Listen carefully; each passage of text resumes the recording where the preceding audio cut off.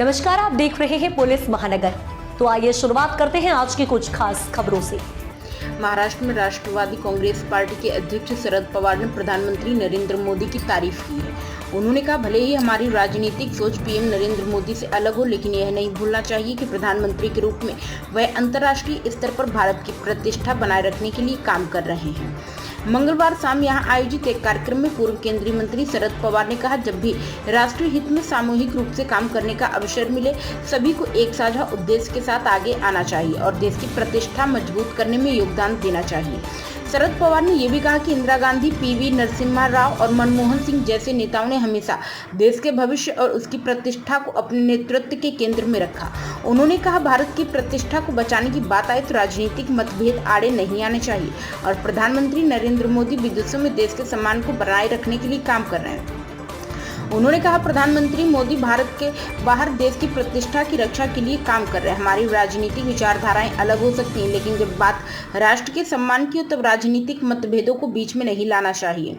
राज्यसभा सदस्य पवार पुणे स्थित Laxman Rao Gutte rural development foundation द्वारा आयोजित पूर्व राज्य और जिला पदाधिकारियों के सम्मान एवं मैत्री समारोह को संबोधित कर रहे थे। पवार ने कहा कि कार्यक्रम में मौजूद कई लोगों ने अपने जीवन के सबसे ऊर्जावान वर्ष युवा कांग्रेस और अन्य संगठनों को दिए और अब वे अलग अलग राजनीतिक दलों में काम कर रहे हैं। उन्होंने कहा, आज कुछ लोग अलग अलग दलों में हो सकते हैं, लेकिन आप सभी को आम लोगों के बीच बने हुए और समाज के प्रति अपनी प्रतिबद्धता को सजगता से बनाए रखा है। अपने शुरुआती राजनीतिक सफर को याद करते हुए पवार ने कहा कि 1958 में जब वह 18 वर्ष के थे तब वह बारामती से पुणे आए, क्योंकि उस समय उनके गृहनगर में कोई कॉलेज नहीं था। पवार ने जवाहरलाल नेहरू से मुलाकात को याद किया। उन्होंने याद किया, हम किसानों और युवाओं के मुद्दे पर कई सवाल तैयार करके गए थे, लेकिन जब पंडित नेहरू आए तो उनके प्रभावशाली व्यक्तित्व के कारण हम सब कुछ भूल गए जो कहना चाहते थे।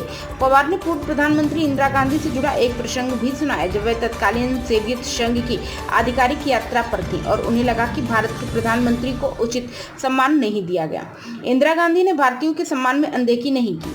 पूर्व राजनयिक और प्रधानमंत्री आई.के. गुजराल के साथ हुई बातचीत का हवाला देते हुए पवार ने कहा कि इंदिरा गांधी ने सोवियत अधिकारियों से कहा था कि वह 40 करोड़ भारतीयों का प्रतिनिधित्व करती हैं और उनके सम्मान के साथ किसी भी तरह की अनदेखी स्वीकार नहीं करेंगी।